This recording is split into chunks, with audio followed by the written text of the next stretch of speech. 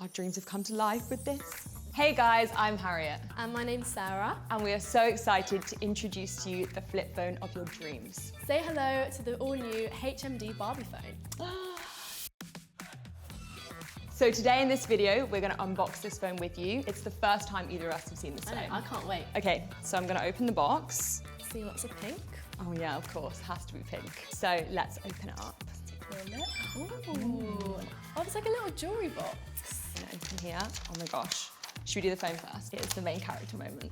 This feels so nostalgic. I don't know about you, but my first phone was a flip phone, so it's a big moment. Me too. And actually, all my friends and I always joke, we're like, we just want flip phones back. I think nowadays we have all these apps and it's... Social media. Yeah, and I think having something simpler is just, it's so refreshing. Back to the basics. Also, I can see in the box, it comes with 2 extra back covers. Yeah, depending on what mood you're in. So if you're feeling iconic, you can go for the Barbie one, or if you're feeling a little bit more groovy, go for the swirly one. Choice is completely up to you. So we've also got these beautiful like attachable beaded charm. A pink battery, a pink USB Type-C cable. I love how everything's pink.